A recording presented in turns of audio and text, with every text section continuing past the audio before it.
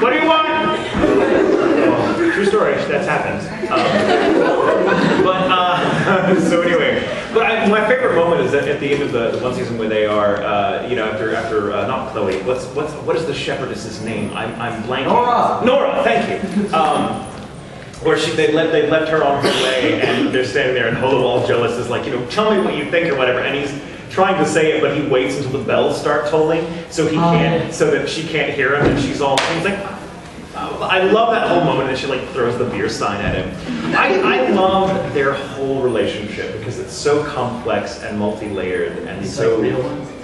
Just like real ones, like Yeah. it's like really dating. Not that relationship. But I love that show, and I love, as an actor, that's one of my favorite roles. Brina's as well, because it's such a character-driven drama, comedy, fantasy, whatever, that it's just the kind of thing you really, really love to sink your teeth into as an actor because it's so dialogue-rich. But yeah, that makes it very hard to just improvise a scene. I will tell you a really cool story, however, about getting to work on it. Jamie Markey, who directed much of the first season and who wrote all of the adaptations beautifully, I might add. They are some of the best adapted scripts I have ever encountered as an actor. We were in the booth one night together. She was outside, you know, in the control room, directing me, and engineer with her, and there's a wall of glass between she and I. And I'm, you know, recording in a vacuum, more or less, because I happen to be the first actor recording this bank of scenes. And one of them was with he and Chloe from the first season, you know, that turns out to be not such a nice person, but whom there's certainly there's a bit of romantic entanglement there between Lawrence and Chloe. And you can tell there's this wonderful scene, for those of you that haven't seen it, where they're kind of meeting again for the first time in months, maybe years. And they're talking, and they clearly have a thing for each other. There's clearly a chemistry there. There's a history that, you know, the unrequited feeling. And as they're speaking to each other, they're talking about what they want to do with their futures and what their dreams are. You know, she wants to maybe be a tradesman like him. He maybe wants to settle down and open a shop one day and stop the itinerant lifestyle of a medieval peddler, because it is a very lonely one. And they're saying this, they're basically saying, I love you to each other, but I'm just waiting for you to say it first. They're saying this to each other, and they're couching all of it in these really sublime, backhanded compliments and business terms. And it's so real and so wonderfully written and so subtle that I'm sitting there saying this dialogue, and she, Jamie, who's directing me, mind you, had not yet laid down track on Nora. So I am, as I said, recording in a vacuum. I'm just sitting down and talking and reading the dialogue. Well, Jamie jumps in on the mic as I'm speaking, and we just start not improvising, but rather than just going line by line, we do the entire scene. And she's feeding me her dialogue as Nora, in Nora's voice, and through the glass. So we're having this really weird impromptu moment, very akin to what it's like being on stage. And so we had this moment where we're looking at each other through the glass and having this conversation. You know, shop one day, blah, blah, blah.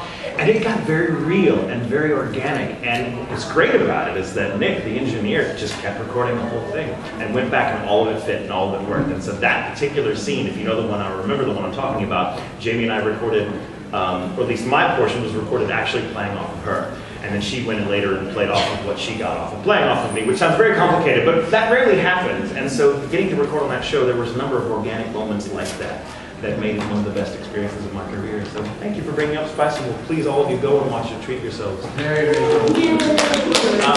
Rob, I see you, young sir, with the glasses there. Yes? Who's your favorite character to voice act and why? That's a very good question. It's also extraordinarily hard to answer because it's very difficult for me to play the favorites game. It's like people ask me who's your favorite Doctor Who, or who's your favorite this, that, and the other. And there's some favorite questions. I think as I've gotten older, I've come to really be deeply suspicious of the favorites game, and I don't like to play it. I don't like to feel that I have to confine myself to liking this above all others. So, and I also feel very passionately that as an actor, my favorite thing is whatever I'm working on at the moment. Because it's very zen, it keeps me fresh, it keeps me relating to the character in a way that's very, very good for the performance and for everyone involved. And it's also very personal because, as I said earlier, all the characters kind of stay in my head and they become like this extended family. And like an extended family, we yell at each other over the table and Thanksgiving and Christmas and things like that. And we give each other horrible gifts. But if I were to tell you, oh, well, this person, I would just be plucking something at random just for want of an answer. And then I would later get to my hotel room tonight and I would have like 18 voices in my head going, "You're a jerk, we hate you." So I avoid playing the favorites game, but if I had to pick a favorite, I would give it like 5 or 6. And I know certain, like Sebastian's one of them because people squeal when I do the voice. Sebastian's also one of my favorites because that is a love letter to the little old lady that taught me how to speak when I was a young man. True story, and I had a debilitating stutter when I was very little. And so I had speech therapy for 5 to 6 years, and most of it was from this little woman who was actually named Mrs. Britt, who was like 1,000 years old. Like, I think she's actually probably still alive somewhere. But she was very British, and so she taught me how to sort of speak in a very, very proper sort of received pronunciation. And so everything was like this, and she put a candy on your tongue if you did well. It was sort of laying in pain, it's painful, laying in the pain sort of thing. And so that getting to do an accent like Sebastian, that very, very Regency, that Victorian rather received pronunciation speech was kind of my love letter to the woman who basically taught me how to have a voice. And so that makes him one of my favorites. Koya is also one of my favorites because he reminded me of me in high school, except without the money or the looks. So he's like my fantasy self in high school. And there's Isaac is also. I've said this a million times. I want to be Isaac when I grow up. I think I'm well on my way. I've certainly got the crazy and the stupid down. Now I just have to get costumes. Let's see. It's so hard to pick. I like you with the Santa hat. There's like 18 of you. Somebody with a Santa hat. Shoot a question at me. Arm wrestle for it. You, madam, there in the back. Yes, you. See, we're making eye contact. Wait, that's not a Santa hat. That's something else. Damn it. Then you. It's like a gray, or it's like a beige thing, and you're wearing like a green thing. Do you see me? You don't know that? Yes, you. You're like me. Yes. So I like how Rita Concia told us about the time that she broke into your house. What's your side of that story? Oh, you want me to tell you about when Brina broke into my house? I love Brina. I really do. Kind of. No, she's a dear friend. She's such a dear friend that she decided to prank me one evening when I was out of the house. She and her brother were just in town, let's say in the middle of God's nowhere where I live. And she called me while I was out with my partner doing dinner and said, "Hey, we're out, we're out and about. We couldn't remember where you live. We wanted to stop by and just hang out." And I didn't get the call until me and my boyfriend got home, and I get home and I'm like, oh, Brina, I'll call when we get in the house. And I get in the house, and the door's unlocked, or not the door's unlocked, basically it's clear from the moment I walk in the door that someone has been here and it wasn't us. Furniture has been rearranged, there are books out everywhere, there's a $5 bill with a note on it that says, "We had fun, thanks," just lying. Later, after I was talked down from calling the police, because the first person I called was Brina, and because it has to be you. And Brina's like such a consummate actress that she persuaded me it could not have been her. What are you talking about? No, I didn't get that to you. Well, God, I've got to call people and figure out what's going on then, because I hope this is someone pranking me and not like a clown with an axe waiting to get me. Like the Manson family's just creepy crawled me or whatever. So, my boyfriend, God love him, was just like, "Calm down." I'm like, "No! We're in our house! Oh my God, this is insane! I don't like this! No! Bad touch!"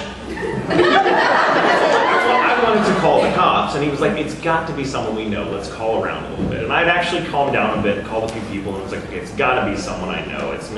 No one, nothing is stolen, nothing's taken." And then I look in the fridge, and it's about an hour and a half after I just kind of found my center again. And in the fridge is a 6-pack of really cheap beer, which I don't drink. Not the brand. I do drink beer occasionally. Just not this crap brand. And in the freezer, there is a thing of vanilla ice cream with my name on it. Call the cops! We're dead men. And so the cops come, the cops just think this is hilarious. Someone's just messing with you. And during all of this, I actually accidentally called an old boss of mine that I haven't spoken for 8 years, and before I knew who I was talking to, bitched her out for breaking into my house. Like, "Denise, were you in my house tonight? What the hell is wrong with you?" "Oh, you're that Denise from 8 years ago when I worked in a place. Hi, how are you?" That happened.